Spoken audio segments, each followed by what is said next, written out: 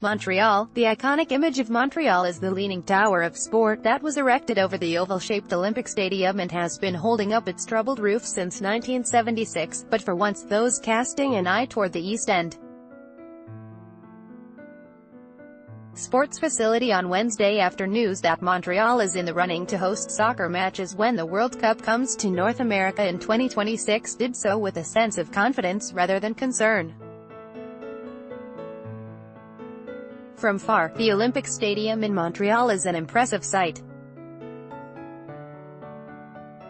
But up close, it is exposed as a brutalist structure that looks every one of its 42 years. Graham Hughes, the Canadian press file photo. From far, the Olympic Stadium is an impressive sight. But up close, it is exposed as a brutalist structure that looks every one of its 42 years. Its structural problems are legend. The roof tends to tear and leak. Every so often, concrete slabs have been known to fall unexpectedly from on high. Events are cancelled during winter storms for fear the weight of accumulated snow will cause the roof to collapse. Everyone knows a major revamp is necessary before the stadium can host the best soccer players in the world. But plans for those repairs are already well underway. Article continued below. It was built for the Olympic Games, hosted the Expos baseball team for 24 years or so, had the Pope, had the Jackson 5 and all of that. There is no other place like this in the world, said Cedric Essimini, a spokesperson for the Olympic Park.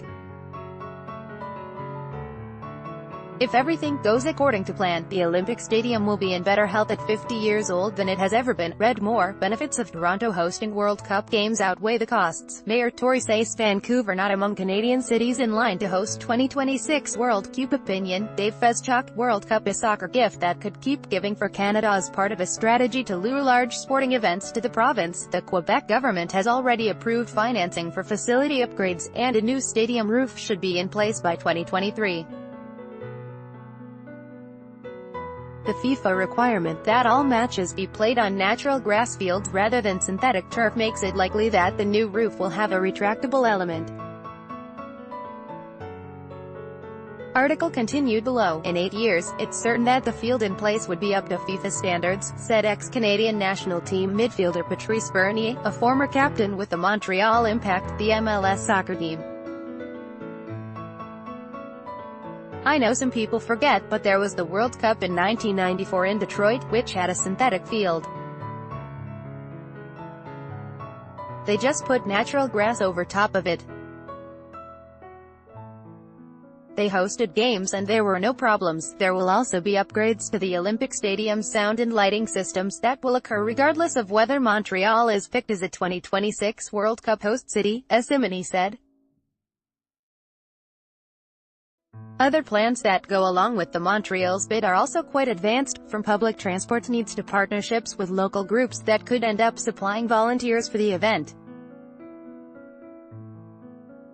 Rosanne Filato, a Montreal city councillor who is heading up the city's bid, said the estimated cost if the city is picked as a World Cup location is $69 million, but there are $220 million in potential economic benefits, she said.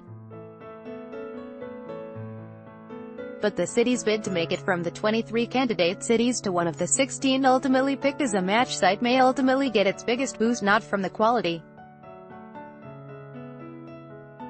of its stadium, but the essence and identity of its inhabitants. What's distinct about Montreal, and FIFA actually underlined it in our candidacy, is that we are the only francophone city, said Filato. Also, we have the reputation of being a city of sport, a city of soccer as well, as an Italian-Canadian. However, the news that the North American bid had been selected for the 2026 World Cup hit Filato in a particularly soft spot when it arrived at around 6:30 a.m. Wednesday. It was actually emotional because as somebody who grew up watching and playing soccer, I know it's a huge to get an event like the World Cup and I know the effect that it's going to have. Bernier, who is employed by the Montreal Impact as a coach in its youth academy, said the arrival of the tournament in North America and potentially in Montreal will give a boost to young Canadian players with the talent and the drive to play professionally. If I was a 14-year-old player who was in the academy, I could say to myself that one day I might be able to play for Canada in the World Cup in 8 years, he said. If a young player needs more motivation, or event just the one, this is something that is enormous.